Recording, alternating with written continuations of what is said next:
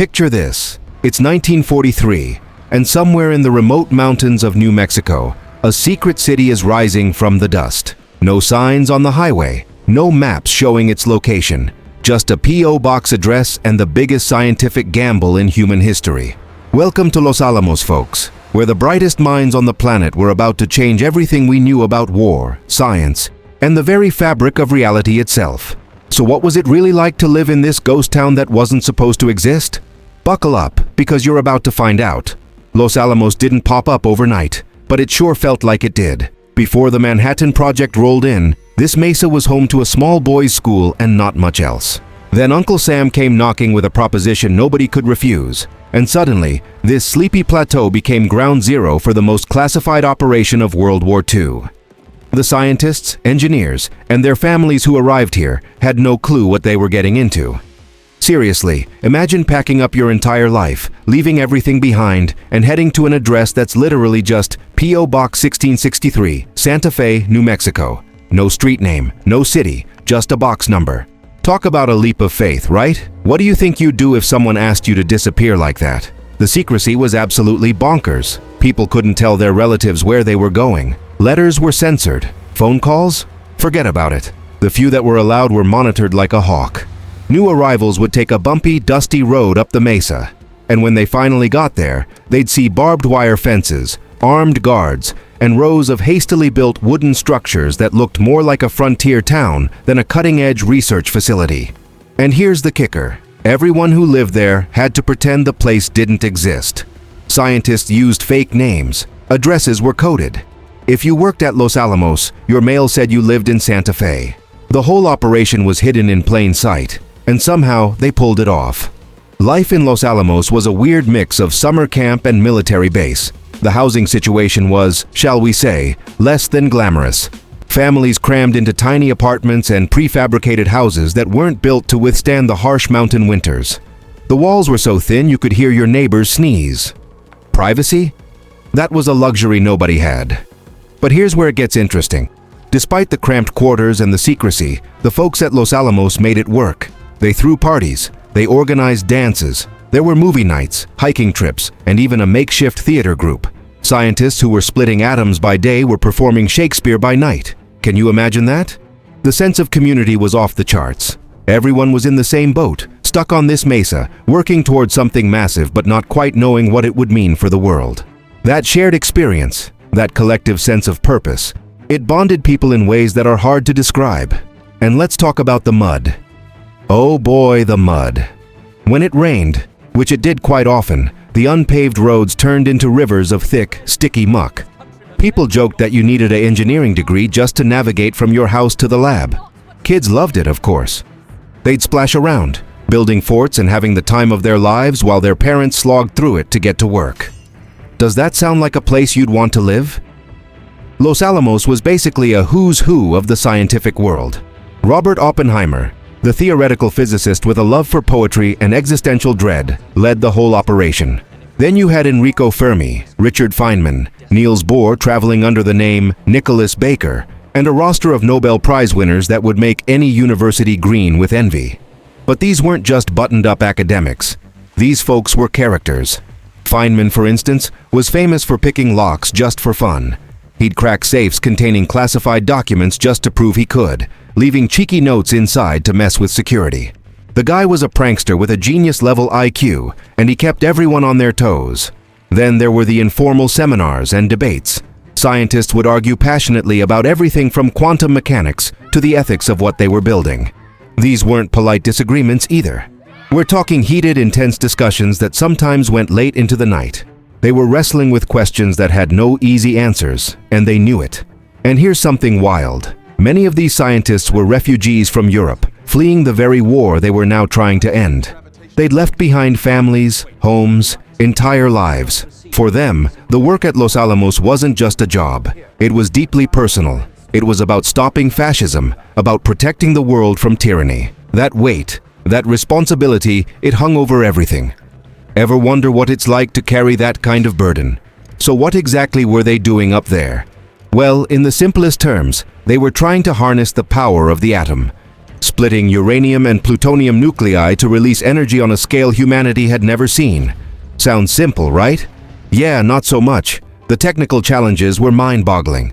They had to figure out how to purify uranium-235, how to create plutonium-239, how to design a bomb that would actually work. And they had to do it fast because the war was raging, and there were real fears that Germany might get there first.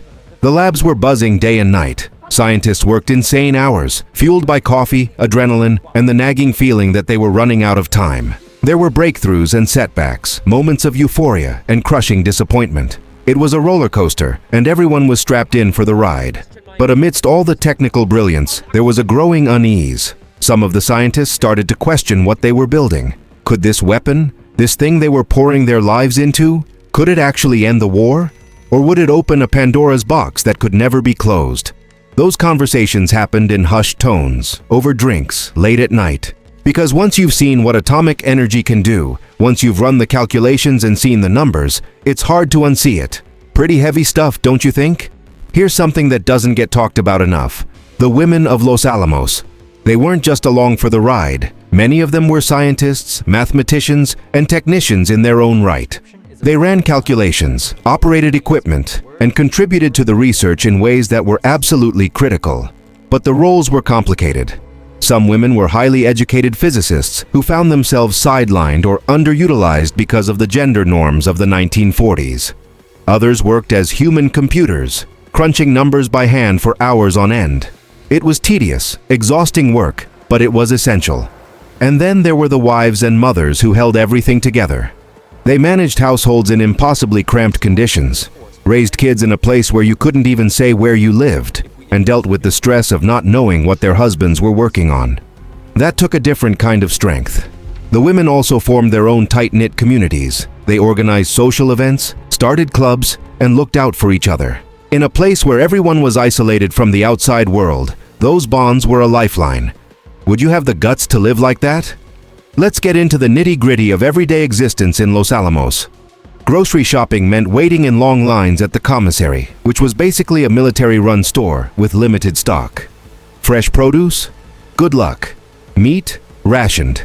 If you wanted anything beyond the basics, you had to get creative. Laundry was a communal affair. Washing machines were shared, and there was always a line. Drying clothes in the dry mountain air was easy enough, but in winter, when everything froze solid, it was a whole different ballgame. Kids went to makeshift schools taught by some of the most overqualified teachers in the world. Imagine having a physics lecture from a future Nobel laureate while sitting in a drafty Quonset hut. The education was top-notch, but the facilities? Not so much. Entertainment was DIY. People made their own fun because there wasn't much else to do. Dances were huge. So were outdoor activities. Hiking, skiing, horseback riding, anything to get off the mesa and feel a little bit of freedom. And the food. Oh, the food. The dining hall served up standard cafeteria fare, nothing fancy. But people got resourceful. They'd trade ration coupons, barter for ingredients, and throw potluck dinners that became the stuff of legend. One scientist's wife reportedly made a killer apple pie that was in such high demand, she had to start charging for it. Doesn't that sound like making the best of a tough situation? As 1945 rolled around, the pace at Los Alamos became frantic. The bomb was taking shape, and the first test, codenamed Trinity, was on the horizon. The pressure was immense. Every calculation had to be perfect. Every component had to work flawlessly. There was no room for error. The scientists knew they were about to cross a threshold. This wasn't just another experiment. This was the moment that would prove whether all their work, all the sacrifice, all the sleepless nights had been worth it. But there was fear too. What if it didn't work? Worse, what if it worked too well? Some physicists had run calculations suggesting the bomb could ignite the atmosphere and destroy all life on Earth. The math said it was impossible, but still, that's the kind of thing that keeps you up at night. In the weeks leading up to Trinity, the tension at Los Alamos was palpable. People snapped at each other. Nerves were frayed. The weight of what they were about to do pressed down on everyone. And then, on July 16, 1945, in the pre-dawn darkness of the New Mexico desert, the first atomic bomb was detonated. The world changed in an instant, but that's a story for another time. Looking back at Los Alamos in 1943, it's hard not to feel a mix of awe and unease. These were ordinary people doing extraordinary things under impossible circumstances. They lived in a place that officially didn't exist, worked on a project they couldn't talk about, and grappled with questions that still haunt us today. What does it take to upend your entire life for something you believe in? How do you balance scientific curiosity with moral responsibility? And when you're standing on the edge of history, how do you know which way to step? Los Alamos was a crucible, a pressure cooker where genius and fear, hope and dread all collided.